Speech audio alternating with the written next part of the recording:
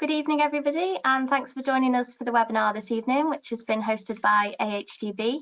My name's Claire McKee, and I'm the Knowledge Transfer Officer for Beef and Lamb, and tonight we'll be discussing how to get the most from automatic calf feeders. And we'll be looking at how the use of technology can aid disease detection and support efficient management of young calves. Our presenters this evening are Caroline Duthie and Marie Haskell from SRUC, Colin Mason from SAC Vet Services, and Tim Potter from West Point Farm Vets. So the plan of action this evening is that Caroline will take us through a 10-minute presentation to give us an overview of the project and use of technology. Then we'll hear from Colin on automatic feeding from the calf's perspective, and finally Tim on practical considerations for automatic feeders. You will be all muted throughout the webinar, but if you'd like to ask a question, then please type it in at any time. There will be a box on the right-hand side of your screen. If you can't see the box, please press the orange arrow to open up your control panel, and you should see a grey questions box. If you click the drop-down arrow, you should see where you can type your question in. And please also use this box if you're having any technical problems, and we'll do our best to help you. So without any more delay, Caroline, I'll hand over to you to kick off. Thank you. I assume you can see my screen okay, Chloe? Yes, we can. Perfect. Okay, as Chloe mentioned, we're going to run through 3 different presentations. So I'm going to mainly talk about some work that we've been doing funded by AHDB Beef and Lamb in collaboration with West Point Vets and Blade Farming, and it's been mainly around how we can use available technologies to aid in detecting disease. So I'll move on.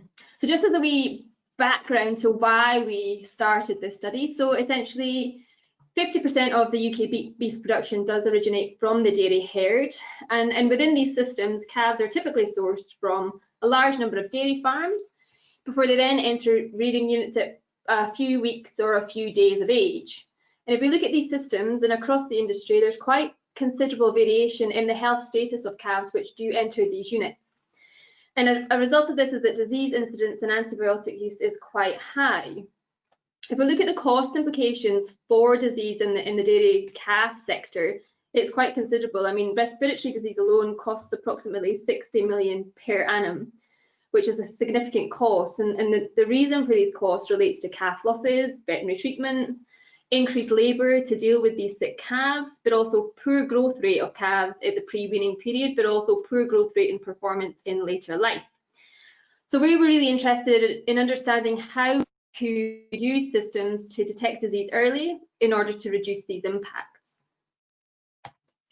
So if we look at technology development in recent years, it's advanced quite significantly across different sectors.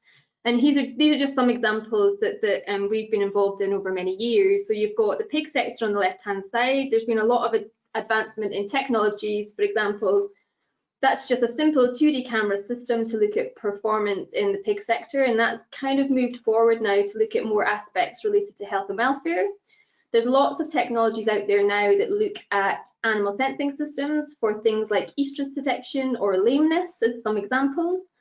There's also technology moving now into monitoring live animal yields on farms. So on the right-hand side there, you've got an automatic weigh platform, which has been integrated with a 3D camera system.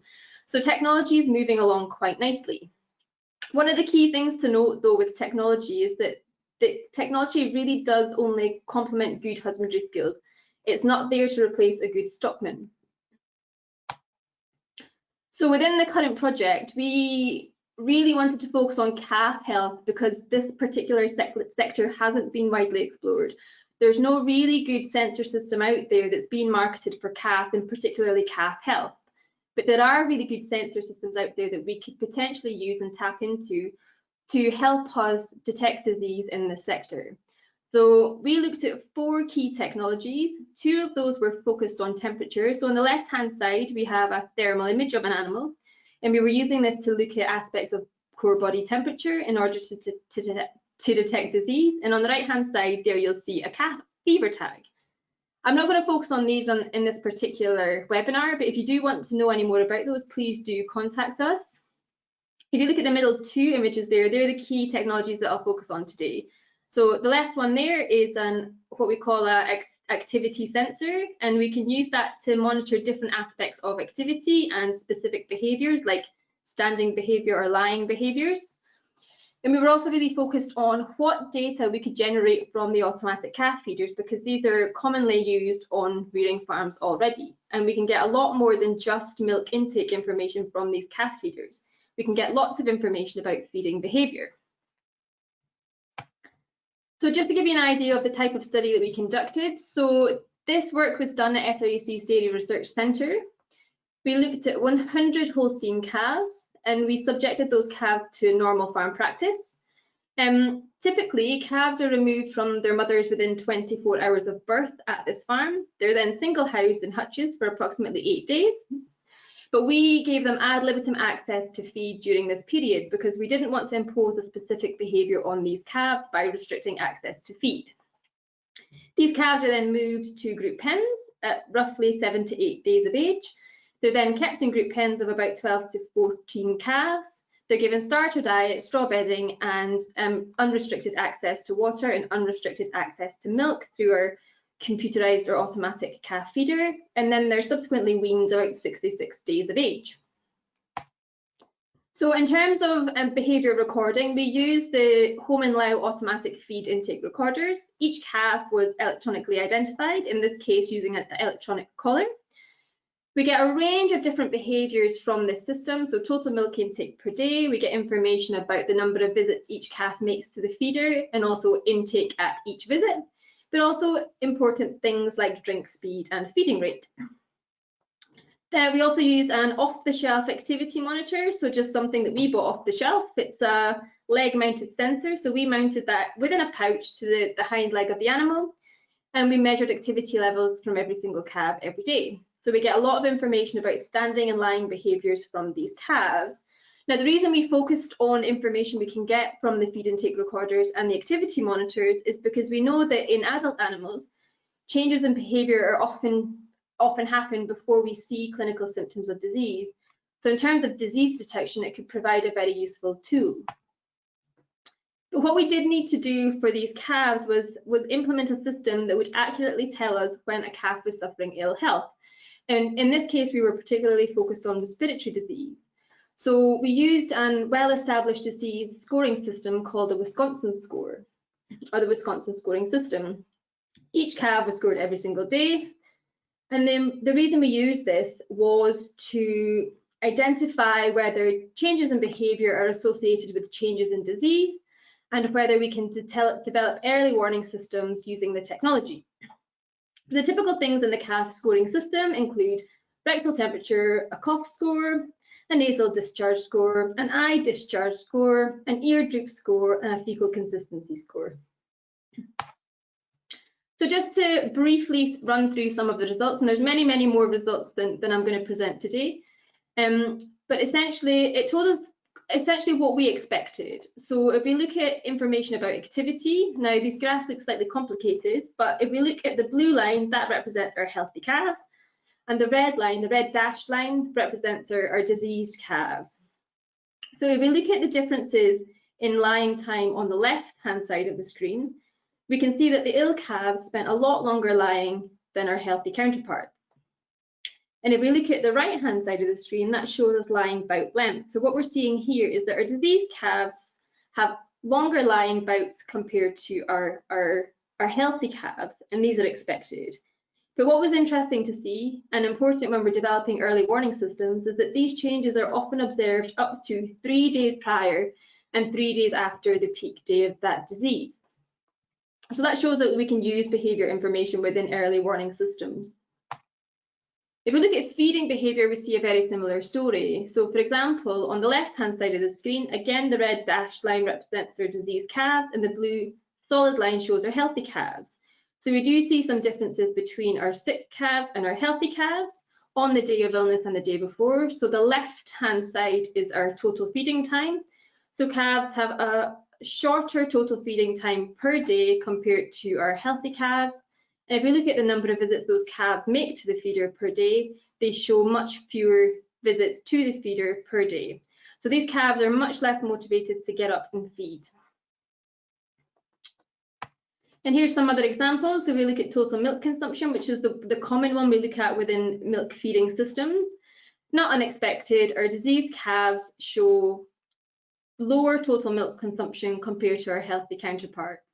And when we look at average visit length with intake, the visit lengths are much longer in our ill calves compared to our healthy calves, so they're trying to consume more when they do get up and feed to sustain themselves.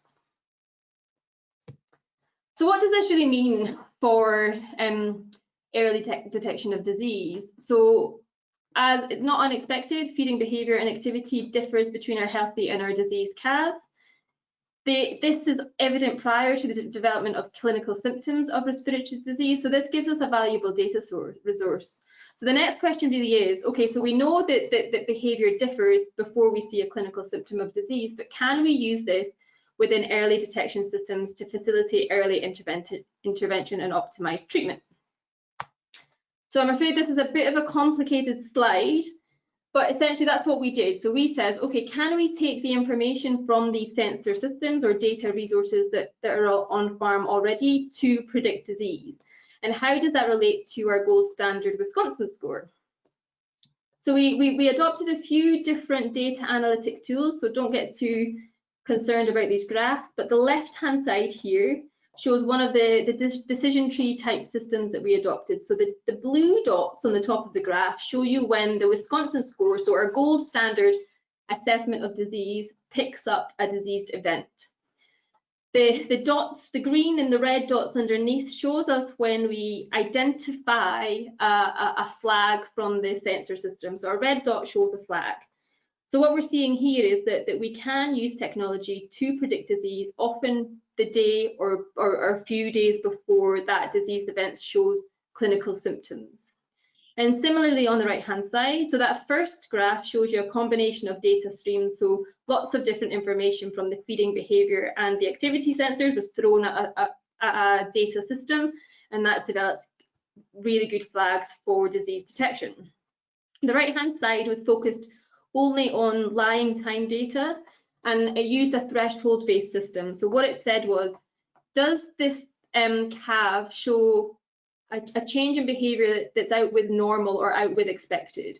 And again, we see a reasonably good sensor system that can develop early warning systems. So in this case, you can see the black line deviates above the threshold, which is a red dotted line, and we get a nice flag on the day before we see the Wisconsin scoring telling us that that animal is diseased.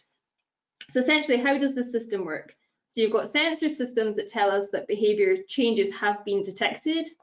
That then creates an alert flagged to the farmer, who can then go and check that specific calf and assess whether it really is diseased and what treatment strategy needs to be adopted. So I'm going to hand over now to Colin, who's going to talk a little bit more about the practical aspects of automatic feeding, particularly from the calf perspective. Okay, thank you very much, Carol-Ann. And what I want to talk about now is really from the calf management point of view, and then Tim will pick up again after me and talk about more about some particular aspects of the automatic feeders and what to look out for there. And it's always a great opportunity, I think, to do a webinar like this. So thanks very much for the opportunity, just because it allows me and others to think about the sort of advice that we give, and also maybe to review some of the literature and some of the data that's out there, so we can try and bring this up to date. So what I've got here is a combination perhaps of my own thoughts and also some of the literature out there as well. Go to the next slide, please.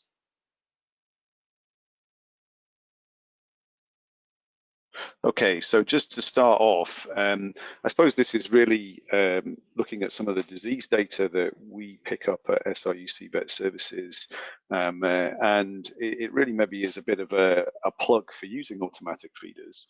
In that one of the things that one of my colleagues, Katrina Henderson, has done is reviewed all of our data from post-mortem examinations of milk-fed dairy calves or dairy cross calves, and looking at all the causes of why these animals present for post-mortem and die. And trust me, I'm not going to go through all of this, but it's a relatively large data set in that there's over 600 calves that we looked at over a period of time. a fairly high diagnostic rate in that we made diagnoses on these calves, and there were plenty of them. But one of the things that really comes out and really surprised us when we looked at all this data was how high the number of cases of what we call rumen drinking is, which is where milk ends up in the rumen rather than the abomasum because of a failure of the calf to really digest that milk properly and to drink properly, and of the esophageal groove to work. And in the pre-wean calf, when milk ends up in the rumen, it sets up an acidosis, which can be fatal. And it really just struck me as how important this diagnosis is, and probably how we've missed a trick with this over the years. As vets, we tend to focus an awful lot on infectious disease rather than some of the nutritional and management aspects. So automatic feeders are well placed to allow calves to feed as naturally as possible, and to try and avoid some of these issues potentially. If we go to the next slide, please. I suppose set against this, one of the issues that a lot of vets might have with automatic feeders is their potential disease risk, the risks that might come from a common feeding point, and the risks that might come from large groups, mixed groups, etc., which I'll come on to in a minute. And this was a study that was published in the Vet Record 4 years ago now, and it compared 2 groups of calves, and was looking at various things, I suppose. It was looking at feeding rate, but also how calves were grouped. So Group A were group housed from birth and fed ad lib through a single teat, weaning at 63 days. And Group R were individually housed for 3 weeks, and then group housed and fed a more restricted, but maybe more typical calf milk replacer ration, 2.5 litres by bucket for the first 3 weeks, rising to 3 litres in a group trough after that. And what the study did is it looked at disease rates in particular, and what they showed is in the Group A, the ad lib fed group housed group, there was a significantly greater disease risk for both calf diarrhea and calf pneumonia in Group A. Although interestingly enough, the pneumonia risk only really started to rise towards the end of the milk feeding pre-weaning period, which would suggest that perhaps an increased level of feeding might have been protective against pneumonia, particularly in the early weeks of life. But the group feeding in suboptimal conditions, potentially the group housing in suboptimal conditions, and the feeding through a single teat were considered by this study to be potential risk factors for disease. And this mirrors some of the concerns that we have with these systems, and what we then want to talk about now for the rest of this webinar is how we can try and best manage these situations to make them really work. And they can really work really well if they're designed that way. So next slide, please. So I tried to break this up into some of the different aspects, and I thought, well, how best should we and could we manage calves prior to introduction to the automatic feeders? I think on all dairy units there will be a period after birth where calves might be managed in either individually or in pairs to allow a period of adjustment after birth prior to introduction to the feeders, just to get them going, make sure they're up and running before they go onto the automatic feeder. And some thoughts about that. Firstly, if they're going onto a teat-fed system, then they should start on a teat-fed system right from the start. And my best advice is that they're fed from a bucket with a teat rather than just straight from a bucket from birth. And that will help with all sorts of issues. It will help with the amount of milk intake. It'll save them being trained onto a bucket, and it will reduce the amount of cross-sucking that they might do if they're in pairs and help with that. And on the subject of housing in pairs, there's some quite good and very compelling research work that's come out of Canada, the University of British Columbia in particular, looking at pair housing as soon as possible after birth. And if calves are pair housed quickly after birth, then they adapt better towards each other. They have a reduced fear of other animals and other objects. And as a result of that, if they're then moved into a group situation, they're more likely to explore their environment when they enter that group situation. And that's important when the calf enters a group feeding pen with an automatic feeder, because it needs to work out where it is, it needs to work out where the feeder is, and it needs to be inquisitive enough to be able to make that work with some help from the calf rearer. But some of the work showed that compared to calves that were individually penned, calves that were housed in pairs from birth had double the solid food intake at weaning, learned how to work the feeders much more quickly, 6 hours versus 48 hours, and could problem solve in a series of experiments better than calves that have been managed in individual situations. So there's some quite strong evidence to suggest, I would suggest, that calves should be managed in pairs for the first few days after they're born before they go onto an automatic feeding system. Some farmers will use a training pen with an automatic feeder point where they can get calves going. I've seen that on a number of farms, and it does work well, but I might argue that it's maybe not the best use of one of the really very important automatic feeder points if you've only got 2 or 3 calves on it at a time, and we'll maybe come on to that later on. Okay, next slide, please. So when's the best time to introduce calves to automatic feeders? And a lot of the farm issues will come in here. It depends on stocking density, it depends on calving pattern, it depends on what pens are available, etc. But again, if you compare an early introduction to automatic feeders versus a slightly later introduction, and there was a study here that looked at basically introducing as soon as possible after birth versus introduction to automatic feeders at 5 days old, the younger the calves were, the longer they took to train. And the earlier the calves were introduced, the greater risk of a severe diarrhea episode. So there were sort of more work to be done for these calves potentially, and more problems that might arise. 2 key practical take-home messages is only introduce healthy calves onto an automatic feeder. It goes without saying, and not to introduce calves where there's any signs of ill health. And also another practical point is if your calves aren't really adapting early enough to an automatic feeder, is be prepared to take them back off, manage them as an individual for a little bit longer in an individual pen, and then put them back on when they're a bit older and a bit stronger. Next slide, please. So this is one of the big issues with automatic feeding systems, is the group size, and what is the optimum group size. And clearly the automatic feeding system might be able to take quite a lot of calves, but the bigger the group and the wider the age range, the potential of the increased disease risk. So in one particular study here, they compared 2 group sizes, 12 to 18 calves versus 6 to 9 calves, and the bigger group had a significantly increased risk of respiratory disease, had slightly reduced growth rates. There wasn't actually an effect in this study on diarrhea risk, and the suggestion from this was that the optimum group size was around about 10. The next thought is, how stable are these groups? Are we constantly adding animals in? Are we constantly taking animals out? And certainly the more dynamic the group is, the more changes there are in it, the higher the risk of respiratory disease and diarrhea. And the more stable the group is, the better the growth rates will be. So the smaller the group, Optimum would be a sort of practical compromise of around about 10, and the more stable the group, the better it will be. But one of the big considerations here is the number of feeding points that are available, which in a real world situation often limits what the group size will be. And a common source of problems is that there's not enough feeding points available, so the group sizes have to increase. So that is very much something that needs to be borne in mind when investing in these systems. Next slide, please.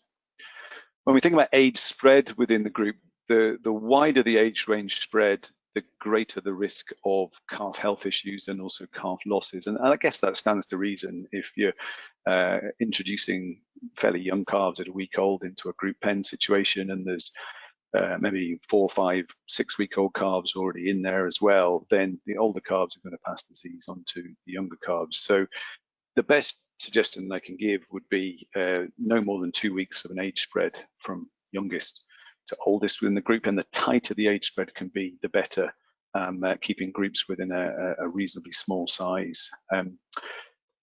There's potential advantage here, I guess, for retaining bull calves and rearing them on milk, as many more farmers are doing, in that allows group sizes to be assembled more quickly, and having bulls and heifers in together. And there may be a need to vary this depending on calving pattern. And my suggestion would be, is if a farm is going through a period of a lower number of calvings, rather than have that magic number of, let's say, 10 calves that need to be in a pen, perhaps we go with a smaller number of calves in that pen, and rather than going for a wider age range, and that might be a better way to play it, but a lot of it depends on the practicalities. One of the bits of advice that is given with regard to transition pen sizes and designing transition pen and dry cow accommodation is in order to even out the peaks and troughs in calving pattern that occur pretty much on every dairy farm, and in order to allow enough space in the transition pen, then you plan for what you think is going to be your average number of calvings per month, and then you provide a space allowance for 140% of that. And that's the advice that's given to the best accommodation for transition cows and dry cows, and perhaps we need to think about this in terms of designing our calf-rearing accommodation as well, and that we need more accommodation than the expected number of calves that are going to come along on a monthly basis. All the things to consider: do we have an overflow capacity? Is there a plan B for calf overflow if you get a large number of animals calving in a particular month? And one of the key things with regard to spread within the group is not to move calves from one group down to another group, potentially introducing disease into that new group, especially older calves, moving them back a group to a younger calf group. Next slide, please. Go back one, there we go. Mixing and batching, this is a bit of work that was done a number of years ago, and it just highlights the point about, within a group situation, how best do we manage what happens if we get a respiratory disease case in the group? Do we leave it in the group or do we take it out? And again, if we can detect these cases early, as Caroline has suggested, then the best advice is to try and remove that calf from the group to try and protect the rest of the group. If you like, it goes into a hospital situation and it's treated and managed in a hospital area rather than in the main group to try and protect the rest of the group. And this piece of work that was published really shows that quite nicely, in that they assembled groups, admittedly post-weaning in this situation, and they grouped them depending on risk. There was a low-risk group, which had no calves in it with a previous episode of pneumonia, a medium risk group which had 2 out of the 8 calves with a previous history of pneumonia, and a high risk group with 5 out of the 8 calves with a previous history of pneumonia. And then they looked really at the number of pneumonia cases that occurred once these groups were assembled, and it was important to note that there was no pneumonia when the groups were assembled. And you can see, not surprisingly, that the number of respiratory cases per hutch increased depending on the level of risk. And it just really highlights to me the importance of, if it is possible to remove respiratory disease cases from a group as they occur, and scour cases if they occurred, to limit the spread onto other calves. If it's possible to do that, then there are benefits. Next slide, please. Just a few other more general points just to finish off with. One is water and the other is lighting, with regard to how the calves adapt to these situations. We need to provide fresh water to calves, and they will drink between 1 litre and 1.5 litres of water, going up to higher levels than that if the weather is hot. And in one study, weight gain was reduced and starter feed intake was introduced in calves up to 4 weeks old if they weren't provided with water and were only provided with milk. So it goes without saying that they need to have that water available to them, fresh and clean, to maximise their intakes, particularly their solid food intakes, to allow the rumen to develop. The other point to make is around lighting. And I think this is quite an interesting one, and it's sort of well recognised in the milking cow situation, and perhaps we need to think about it a little bit more with the calves to make sure that they have good lighting to allow them to come forward to automatic feeding points after dark. And this study here, highlighted here, shows an increased daily live weight gain to day 56 if they were exposed to a sort of an 18-hour on, 6-hour off lighting period. Clearly there needs to be a period of darkness to mimic the natural situation, but providing lighting or extra lighting for up to 18 hours a day may help in terms of increasing the intakes and increasing the access of these calves to the feeders. Final slide from me, please. And then these are some of the general points on the basics of hygiene, bedding and management. Without doubt, with the grouping situation, an all-in, all-out policy is the best way to go, such that any pen that these calves are in and is not in continual use. And the best advice would be is that there is a pen that is full, or pens that are full, a pen that is filling, and pens that are being cleaned out, disinfected and rested. And if we can adopt that system and fit that into the way that it's working, then that will help dramatically. And the disinfection protocols between batches particularly need to be active against Cryptosporidia and Coccidia species, as these are the two protozoan pathogens of young calves that will be most difficult to kill in the environment. Stocking densities, there's some data there looking at some US study work looking at the range of stocking densities that were there, and basically not surprisingly decreased space, it says increased there, but decreased space led to increased health scores for both diarrhea and respiratory disease. So there's some guidelines in that slide there. And bedding as well. Calves may naturally, especially when they're young, lie for in excess of 16 hours a day. So fresh, clean, dry bedding to allow nesting from a thermal comfort point of view is really important. Okay, next slide, please. On to Tim.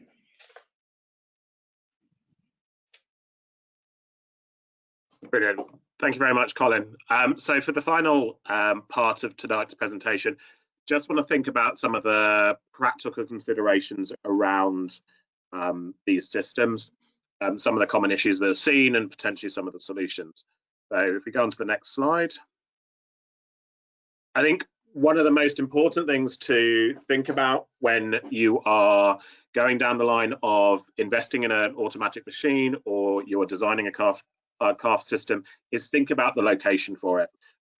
Frequently, yes, we're putting machines into existing calf sheds. If you have the luxury of you're building a new shed and putting a machine into it, take the time to think about the location and build in the resources around it. It needs to work for both the calves and the operator. So think about what you require in terms of being able to fill up the powder, get in and clean it, and also cleaning around it. It's making sure that actually they don't get in the way of cleaning out sheds, if they don't get in the way of cleaning out or being able to scrape out passages. For calves, think about it in terms of the location. We want it to be close to where we're going to be having drinkers, where we're going to be having the hard food. We want to be encouraging these calves to get used to taking water, get used to taking hard feed at the same time as they're going into the milk machines, and so that we are going to gradually encourage them to increase their intake so that we can facilitate that weaning process. One of the key things, and I think one of the biggest areas that we have issues around, is thinking about drainage and moisture management. Ultimately, we live in a humid climate within the UK. There's enough moisture in the air under normal circumstances anyway. So what we want to do is try and design systems where we are not unnecessarily adding extra moisture into it.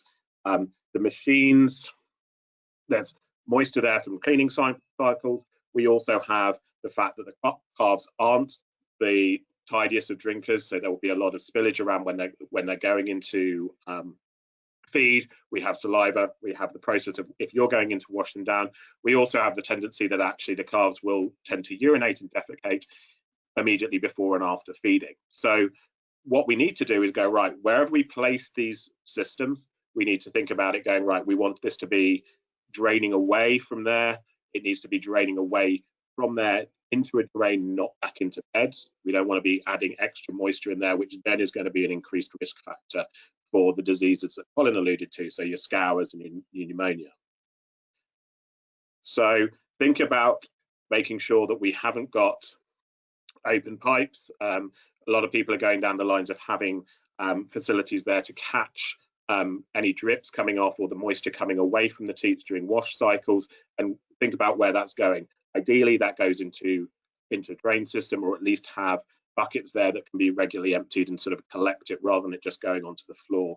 And getting out of that environment is going to be key, because we don't want to, as I say, build up humidity or suck away that energy and sort of cool down the environment.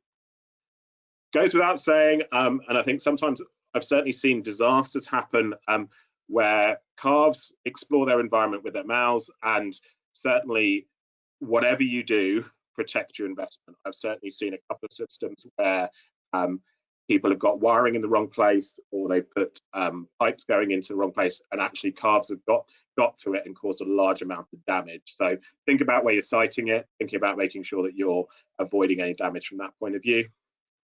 The other thing to think about is you go, right, if we have the machine itself, which is doing the mixing, and then we have the separate feed stations, there is a limit to how far we can put those feed stations from the mixing machine. Manufacturers will give you different guidelines depending on their systems, but bear in mind that the further those feed stations are away from the mixing station, there are going to be potential issues there in terms of the calves having to work harder to get the milk through, or cooling of that milk as it goes through. So ideally you want them relatively close, and it just depends on how you set up the shed and the layout there to make it work optimally. We can move on to the next slide, please. One of the key aspects is always going to be around cleanliness and hygiene, and Colin has alluded to this, and I think this is probably one of the key focus areas that I would always look at when faced with issues around machines on farm. What are we looking to do with the cleanliness and the hygiene? We're looking to reduce the disease risk. We want to maintain intakes. At the end of the day, if you've got a dirty machine, it's not going to be appealing for the calves to go in. It potentially can suppress appetites. And ultimately, if we also have a machine that is not well maintained, not kept clean, it can have problems with the functionality. Majority of the machines will have inbuilt cleaning cycles. Make use of those, but ensure you're also going down the line of doing manual cleaning as well. So it's making sure at least probably weekly you're going through and doing a proper manual clean on it. And certainly when you come to the end of a batch of calves, as Colin alluded to, I think the best systems always look at having batches of calves going in and then a break to allow proper cleansing and disinfection. Allows us to break and sort of effectively have a fire break between any disease challenges, and at that point use that as an opportunity to thoroughly clean the machine, go through all the pipe work and make sure that's clean as well, go through and check anything that needs replacing. Manufacturers will give you guidelines on exactly what detergent to use, but generally strong alkalines work best. And as I said, it is important to check all hoses and rubber work, and as these are the classic places where, in the same way within a milking parlour, it's a sort of, that's the bit where bacteria builds up. As rubber wears, it's more likely that bacteria can adhere to it better, you get cracks in it, and that's the point where we get bacterial build up in the systems. Next slide, please. There's been a lot of discussion about teat hygiene, and Colin alluded to it. There's ultimately one of the biggest discussions about when we look at these systems in comparison to traditional systems where we are feeding individual calves. The fact we have a single teat that is being used by multiple animals is a potential factor for disease to spread. We need to ensure that we're regularly and thoroughly cleaning it. There are new sort of automated systems now available, so it's like in the photo there, which are spraying either just water or water with a cleansing agent onto that teat between the calves, and that can help reduce the spread of disease and keep those teats cleaner. But it is also important that we look after those teats and making sure that we're changing them regularly when they're cracked or worn. And because ultimately most of the bugs that we're concerned about really sort of can become quite hardy. They create biofilms on those teats and then survive very well in that. If you don't go down the line of having an automatic washing system, a lot of people are having good success by effectively running two sets of teats at the same time. So, and alternating those between either being on the machine, you put a set of teats on in the morning, the set that was on overnight then goes into a bucket full of disinfectant, and then you swap in the evening. And that way you're making sure that we're reducing the potential for build-up of bacteria and pathogens on those teats. Next slide, please. So you think about location, we've talked about wanting it in an area where we've got good drainage. We want to make sure these machines are kept clean. The other thing is that we are reliant on these machines for the effective delivery of our prescribed concentration of milk powder. And no matter what system of feeding you do, whether it's mixing up by hand or mixing with machine, consistency is always going to be a key objective of what we're doing. So we're wanting to make sure that the concentration is always the same, and certainly the temperature. So if we start getting issues with calibration of these machines, then not weighing out the powder or not mixing the powder correctly, you can start seeing problems with scours and bloats. Most machines will automatically calibrate at least daily, but it is worthwhile carrying out a manual calibration at least a month to make sure that that's functional. And certainly if you're starting to see creep ups in any kind of disease issues, it is the one thing I would at least go and check. I would also encourage you to think about it, sort of doing that calibration when you change your batches of milk powder. Other things that you can do regularly: check the outlet from the hopper for obstructions. So some milk powders, and occasionally sort of you look on this picture here, you sort of get that build up of milk powder at the base of the hopper. As you can imagine, that sort of actually will have an impact on the concentration of milk powder that goes into that milk. So making sure that that's cleared off regularly if it's occurring, or looking at what the choice of powder is. So ideally the powder shouldn't do that, but occasionally we do see it, especially when we've got very wet and humid conditions, because effectively it's then sort of causing that powder to cake a bit more. But picking the right powder, the one that's suitable for machines, is key to help avoid that. Certainly you want to try and avoid that build up there if possible. If we can go to the next slide, please. So just to sort of illustrate the importance of some of the things that we've talked about, there's a great paper, and we can certainly supply more details if required, but paper here a couple of years ago looked at management practices on 17 farms all using automated milk feeders. And a lot of what Colin's alluded to is already, and I've talked about, is sort of based on some of the findings there. If we go on to the next slide, please. If you're seeing challenges with scours on milk machines, things to think about: the people that get good success are having their cleaning system running more than 3 times a day. So the more regularly that these machines are being cleaned, the less likely we are to have disease transmission. There is going to be a management factor there as well, as Colin alluded to. We want to try and avoid introducing diseased animals into the system, but we can do things with the system to try and reduce it. Because at the end of the day, if we get milk with a high bacterial load, it will be an increased risk of scour. When we start looking at factors associated with pneumonia in scours, it goes back to the basics. And this goes back again to location. We're spending money putting one of these systems in. Think about where it's being placed. We don't want it being in the same airspace as other cattle. Drainage, again, is key, because ultimately wet bedding will increase the risk of disease, both for scours in terms of stress and transmission of disease, but also that buildup of humidity in the environment, which was a risk for pneumonia.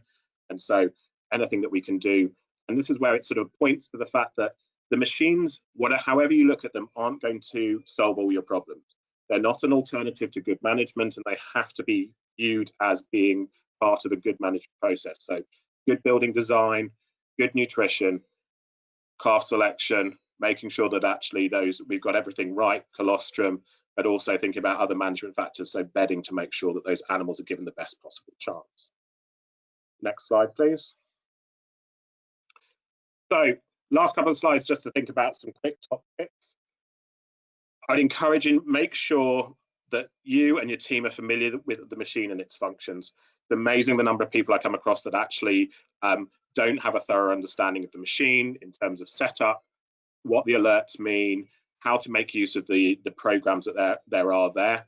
The machines are getting increasingly more complicated, and ultimately the alarms and things are very useful, but it's important you know how to use them. As I said before, regularly calibrate the machine.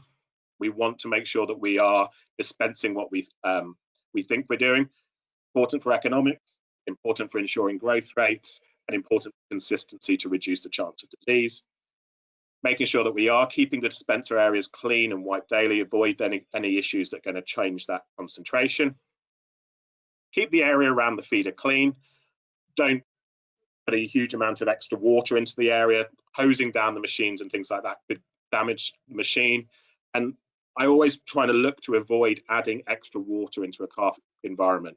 These environments are humid enough as it is, so anything that we can do to avoid adding extra water is going to be important. Be mindful of the weather. Certainly when we're sat here in what has been some very hot weeks, winter seems a long way off, but these pipes can freeze. Think about how you protect them in the winter months. Not unusual for the sort of pipes to and from feeding stations to get frozen. So think about lagging them. Or if you're going to a cold snap, make sure that you are got contingencies in place. Next slide, please. Can't stress it enough. Good teat hygiene is crucial. So think about how often you're cleaning and changing your teats. Think about the fact you can soak them in a solution of disinfectant and switch them around, or you make use of the automated systems. Make sure you're making use of the cleaning cycles. And as we alluded to, these systems work best where you have a break at certain times. So put a batch of calves through and then stop, because the risk is if you've got constant animals being added and animals coming off, the ones that stay the longest in those pens are the ones with disease, which then transmit it to others. Follow the manufacturer's cleaning and maintenance instructors and treat it like a car. It's an investment, and I would stress the importance of making sure the machine is serviced annually. And it may be a case that you do a lot of that yourself and you get familiar with the parts and things, but to maintain the functionality, which is going to really impact on the performance of the calf, is going to be really important. So next slide. So I will wrap up there. Just want to couple of acknowledgements from all the support the project's had from the team at the SRUC's Beef and Sheep Research Centre and all the rearers that we had within Blade Farming that helped out with this project. So I think at that stage we will move over to questions.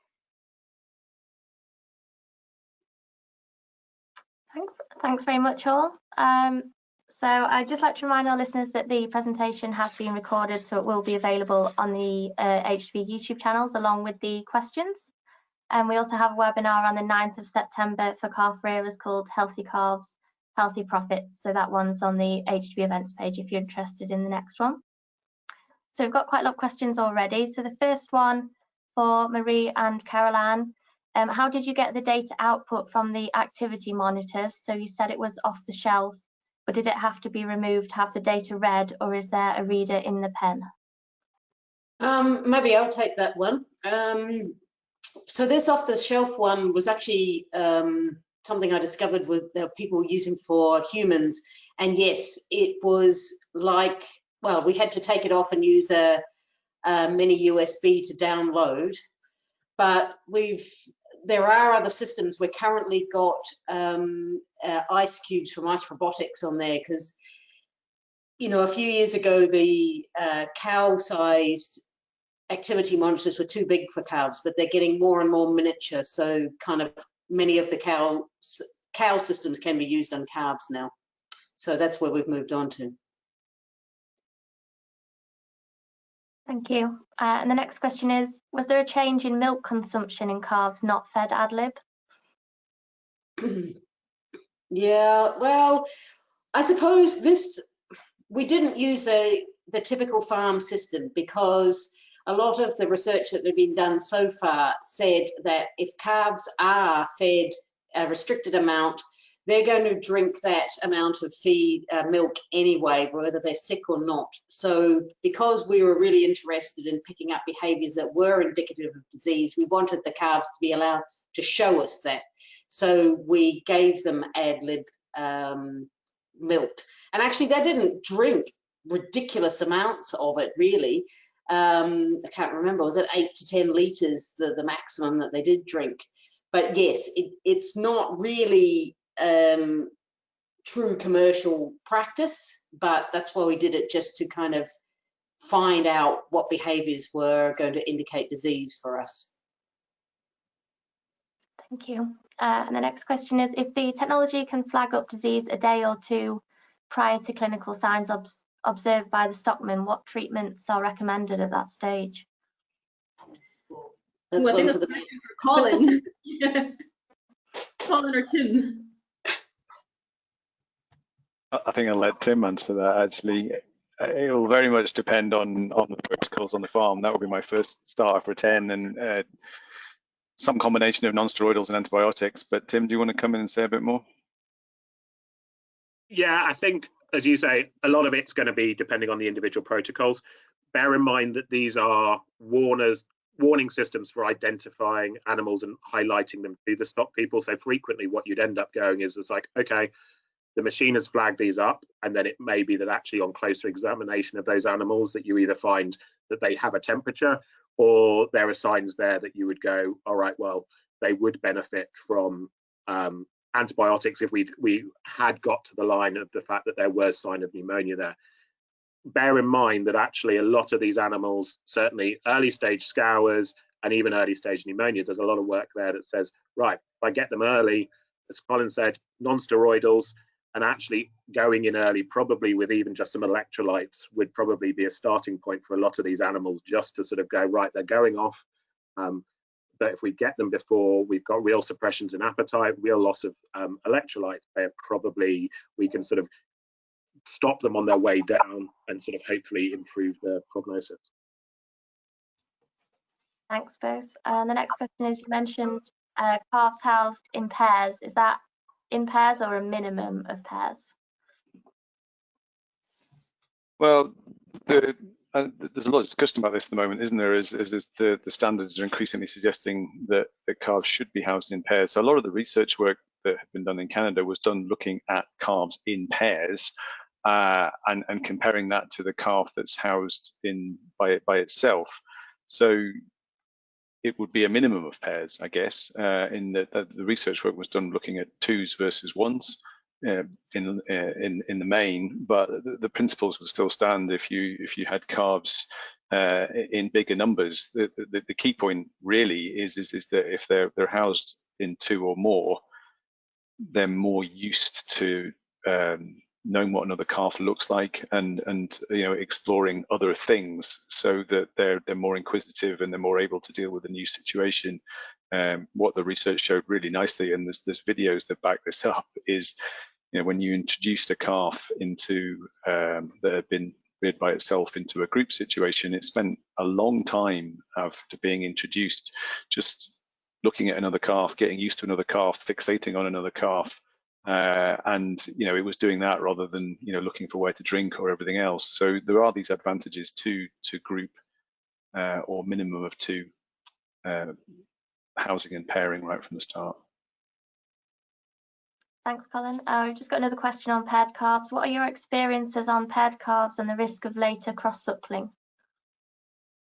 Yeah, and this is one of the big potential downsides, is that they do cross-suckle, and that can become a vice, and potentially it can be an issue if a calf becomes a real habit for it. However, one of the key things that I would suggest is if they suck from a teat in a bucket fed situation rather than sucking straight from a bucket, they'll drink more slowly and they'll then suck for longer on that teat, whether there is milk in the bucket or not, and that goes a long way to trying to offset that. And what the work showed really nicely is that if they drink out of a bucket, when they get used to it, they can drink really quickly, but it's like that calf's brain is firing all the time saying, drink, suck, and it will then suck on anything that it can, whether that is the bars of the pen, whether that is other bits of stuff in the pen, whether it's another calf, and if it has a teat to suck on, then it will do that and do that better, do it for longer, and has the potential to reduce the chances of cross-suckling. I'm not saying it's an absolute 100%, in that there will always be the odd calf that gets this as a vice, but that would be my best advice from the start. Thanks, Colin. The next question is, if you take a calf out of a group for pneumonia, when it's recovered, what is the best time to put it back into the group? And that's a fantastically good question. And how long is a piece of string? It is really difficult to know, because potentially for some of these pathogens, there is a risk of shedding for longer periods of time. So I suppose if you want a simplistic answer to that question, you would keep them apart for as long as possible and possibly never put them back in the group. Now, I accept that that's not practical, and there has to come a point where you do. So it needs to be a few pointers for me is that it needs to have recovered, as in its temperature needs to have fallen, it needs to have reduced the amount of coughing that it's doing, it needs to have a normal respiratory rate, and it's looking like it's back to normal. That will be the first thing, and it needs to be off treatment. That would be the second two guides, and then really to leave it as long as possible after that, and try and be as sure as you can that it doesn't have a chronic cough. But there's no absolute 100% guideline. I don't know, Tim, whether you have any more thoughts on that? No, I think, as you alluded to, Colin, it's a proper challenge, especially with pneumonia, because actually it's how do you properly isolate them in when they're all going to be in the same airspace anyway. But I think, yeah, it's looking at that calf, that we've not got overt signs of disease, so the nasal discharge, the temperature, and that actually it can then cope in the group situation, because it works both ways. Putting them into a individual pen or pulling them out of group allows you to provide extra support if required. So actually it's making sure that actually it can feed and do well within that group. So it's a sort of look at it from both ways. You're protecting the group, but also you're protecting that individual. And another way potentially of explaining it is it will be virtually impossible to get to a point you can say, right, that calf is now zero risk to its pen mates by putting it back. It will be very hard to judge that one. However, for sure, if you take it out for a period of time, you could say, right, well, it's a much lower risk to its pen mates now, and that will help.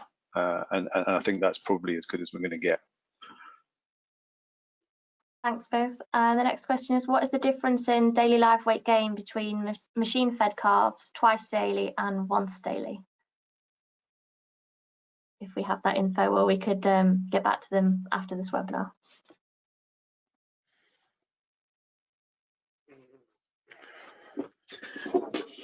It's a difficult one to say, because actually I could feed a large quantity of it's not just down to the number of feeds, it's down to actual quantities of being that those calves are receiving, because if it's going to be down to milk powder concentration and actually the calorific value of what's being fed. And I think you see both systems excelling, and people get good results in both ends, but you have to look at actually, right, what volume of milk powder am I actually putting into these calves at those different times, because that's going to be your real driver of growth rates. The other thing I would maybe just add, I mean, again, it's hard to compare them just that simply. One of the big factors on growth rates will be health. And for example, if you have a pneumonic calf, let's say your target is 0.75, 0.8 greater kilograms growth rate per day. A pneumonic calf will grow at, potentially, well, might not even grow at all, but averages could be 0.2, 0.3 if it's got an established pneumonia, and that can have a massive bearing on it. So system by system, growth rates will depend on feed-in, environmental conditions, but also the disease incidence in the group and the levels of disease, particularly pneumonia, which has the biggest impact on growth rates. Thank you. The next question is for Colin and Tim again. If the calves are housed in pairs from birth, if one gets poorly, would you then separate them? And when they get ill, and then they've also got another question is, would you give water from day 3? So they give water from day 3. Would you suggest doing that any earlier? I think as far as water intakes are concerned, I'd have water available pretty much from the start. If you're going from day 1 versus day 3, I'm not sure there's a huge amount to choose. Clearly at the start, the same as the solid food intake, the vast majority of what they're going to get at the start is going to come from the milk. But you know, they will start to drink a small amount of water, which will increase over time. They will start to eat food from quite an early age, and that will increase over time. So having that available, you know, really from the get-go, to me is the best advice. The other question about pairs, and do you then split that pair down if you get an ill one? I don't really know of any sort of hard and fast work that's been done on that. I guess the biggest advantage you get from taking an ill calf out from a larger group is to protect that larger group, and there's the sort of the benefits to a larger, wider population of animals there. If they're in a pair, then the benefits will be, you know, just for the two of them, depends on the airspace again. So I guess if it's possible, it's worthwhile doing it. It'll depend on the severity of the illness, but there's maybe not so much to gain from that as there would be from removing an ill calf from a group of 10 or 15 or something like that. And just to follow up, I think some of it will depend on how your pens are set up, because I think actually if you were taking my pair in a individual or in a hutch with the two calves in there, you're literally just looking at going, right, it is what directly impacts on the pen mate. If you think about some systems where we've got pens that are literally just made up with gates or something, when they've got other animals with direct contact to them next door, you then go, well, actually having a proper isolation area where you're taking that sick animal out of, I think there is it does bring some reward. It also puts people in a different mindset about it, because actually one of the biggest potential risks for disease transmission is going to be people going in and treating it, or the feeders and things like that. So having it separate does really help in terms of break some of those sort of the disease spread. Thank you. And the next question is teat height adjustable on a machine? I'm trying to think whether I've seen any machine, so what, that you can actually move it as you go along. I think most of them have got it's relatively static as to where it sits in the framework, but that doesn't, I'd say it wouldn't be able to tell you exactly on all the manufacturers, but most of them come at a relatively standard height. Thank you. And the next question is, how do you stop cross-suckling on machine-fed calves on AHDB 40-fit systems?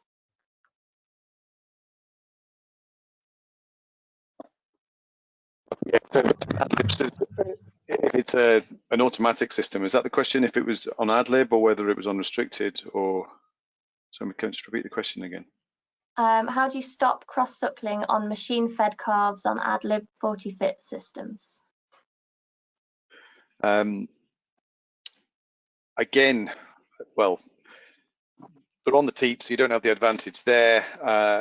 It can be more difficult if you get some calves within one of those pens that just start to set that up as a vice. So whether you try and identify the worst affected animal and remove it, that's one way to play it, but it can be more difficult in the group situation to do that. Again, you know, maybe the other thing to think about is the stocking rate and the access to the feeding points, just in terms of how that might be going. But in that situation, it might well be harder to do. Tim, you've got any other thoughts on that? Yeah, I'd say there's no easy fix. I think, yeah, in certain circumstances, there's generally one or two ringleaders that you find, and it's potentially those ones I would look to pen them out before they cause too much damage or encourage it from other animals. But as you say, Colin, it is one of those situations where you then start looking about, okay, yes, they're on a teat system and there's a teat available, but how many calves have we got in that pen, and how readily available is it? So it's making sure that we're trying to provide other options for them. And then in some ways, I think I've had a couple of people that have then started putting in sort of almost sort of panes or balls or something else that the calves can play with. So almost that sort of environmental enrichment, and occasionally that can help to some degree. I think it's difficult once you've got an animal with a well-established vice, but having something else there for them to interact with can help. Thanks both. And the next question is, are there issues with using borehole water? Do you recommend using a water sanitizer, for example, Aqua Sigma, in both the machines and normal drinking water?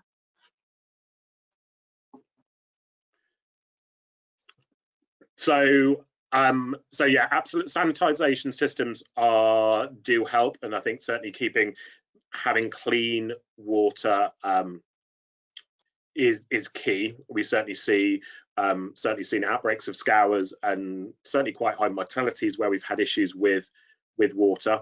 Borehole water, of course, you've got the disadvantage that it's not as well almost regulated as mains. So I think probably it depends on your system. But I would certainly, if you're seeing issues on a borehole fed system, it's worthwhile getting that water tested, or investing in the system that's going to deliver that water in a clean way. But make sure that you're looking at that as being able to go all the way through. So I think sometimes occasionally we go, right, we've got, even on a mains fed system, people miss site water troughs, or they're not part of their general cleaning regime when they're sort of cleaning out the pens. So it's making sure that they're clean as well, because actually even if you've got a sanitation point between the borehole and the pen, if it's then going into a dirty trough, you're undoing a lot of the good work you're doing higher up the system. Thank you. Just got a few more questions left. So when having calf group hutches outside, what is your view on bedding the external space in the pen?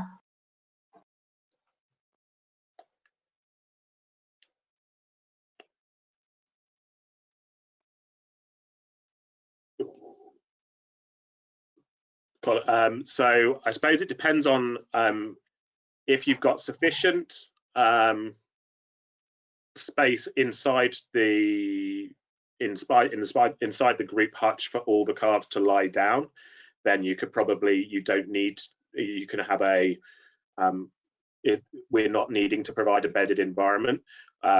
Photos like we've got in the bottom of the slide at the moment, where you've got actually a roof over a system and things like that, yeah, absolutely, it helps you to provide a larger lying area for those calves. But it will probably depend on your system and exactly the number of calves and what protection you're providing to them. Sorry, maybe I can chip in here. Yeah, sorry, Colin, do you want to get ahead? I was just going to comment on David's project. You go first, Marie, and then I'll come in. Sorry, yes, we've just been, a PhD student working with us, David Bell, has just been working on how calves look after their own thermal environment, how they keep themselves warm and cool, and actually they use the straw quite a lot to nestle down into. But they also, when you look at that picture below where we've got an igloo, they often move in there when it's cold and then they come out when it's warmer. So allowing the calves to use all of the space to kind of regulate their own temperature is a good idea, and having bedding kind of makes the areas more comfortable for them to lie. So that's just from a very behaviour point of view. The other point I was going to make, just on just observations of outdoor hutches, is sometimes in the winter and under wetter conditions, that outside area, if it's not bedded, it can get really messy, as we all know. And one of the things is just how much absorption is there in that, and how much carryover is of all that grot back into the main hutch bedded area to make that even messier as well. And I know there will be limitations to that, but sometimes even some bedding out there can act as a way of mopping up some of that to stop bringing it back into the main hutch.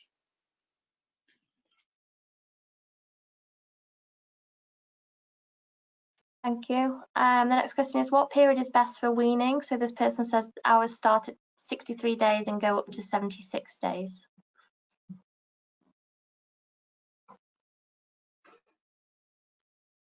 Okay, I can maybe start on this, in that there's no absolutely hard and fast rules. We can get onto the subject of stepping down milk and how to do it, and how to increase starter feed and all that, and it's a massive subject in its own right. However, the key point for me with weaning is well, how much solid food are they eating by the time that you actually want to get to that point of weaning, and are they heading to 3/4 of a kilo to a kilo of solid food, and making sure that size of them, measurable in some way, or is you're fairly confident, depending on the feeding system, whether it's group or individual, paired, whatever it is, that the solid food intake is good, that the water intake is good and is available, that they are definitely eating enough straw or other source of forage or roughage to ensure that they've got good rooming capacity when that milk is withdrawn. But yeah, it's a massive subject area in its own right. Thank you. And the next question is, this person says, if I use 2 sets of teats and change them daily or twice daily, what is the best product type to soak them in? And should I rinse them in water before using again, or put them straight on out of the soaking solution?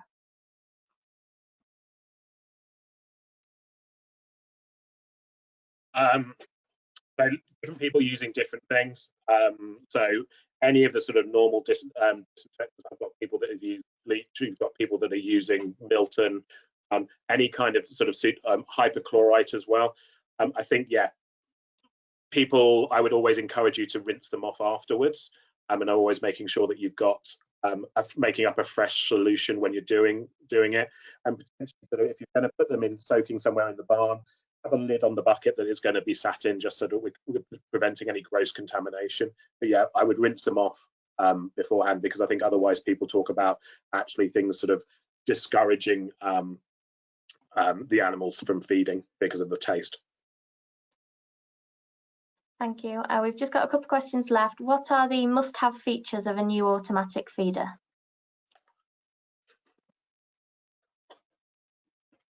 What's on your shopping list then, Colin? For me, the most important thing as a must-have would be the ability to disinfect the teat and the outside of the teat, and try to reduce the amount of potential cross contamination there is between calves. So getting that bit of it clean is my must-have.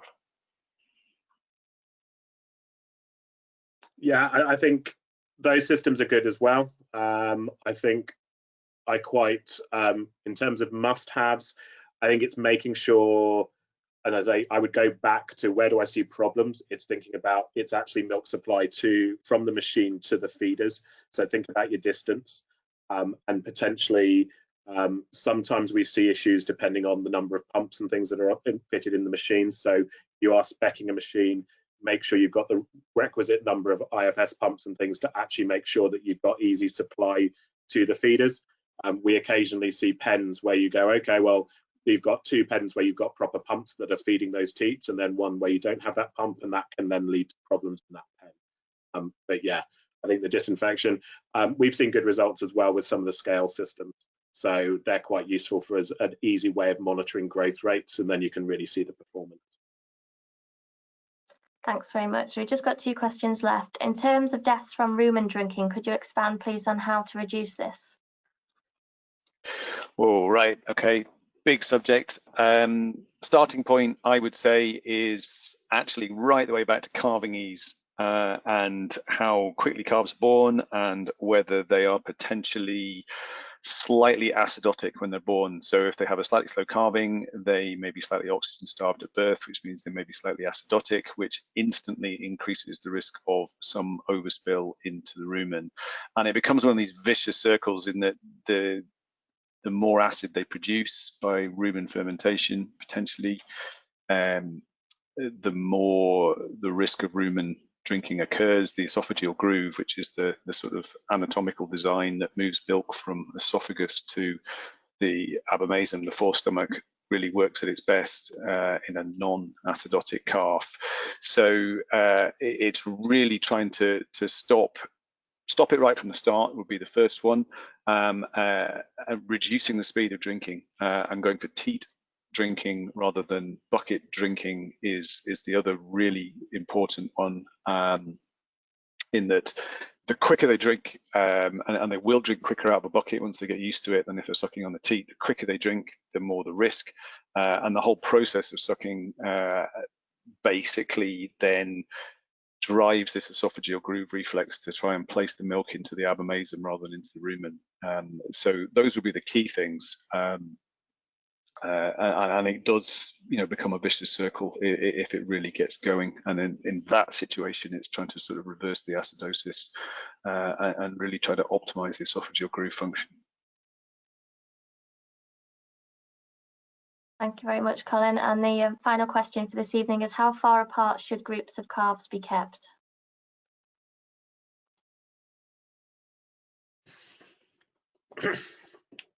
That's an interesting one. I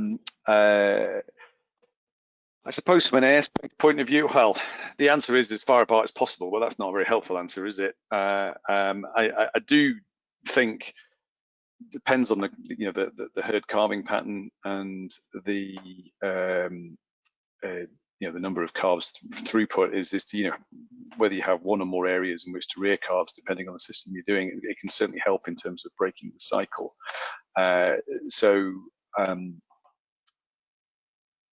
One other comment that I would make in relation to some of the disease investigations that we've done is if there's stock board between two batches of calves, transmission of disease between groups is actually less than it is within group. And I would cite Salmonella in particular as an example of that, in that it's quite often amazed me how you get spread within a group, but not necessarily spread between groups. So a lot will depend on the organisms and the infections that are occurring, how much airborne transmission there is, how much people transmission there is between the groups, and clearly trying to minimize those routes of transmission as much as possible will be important. Well, thank you very much.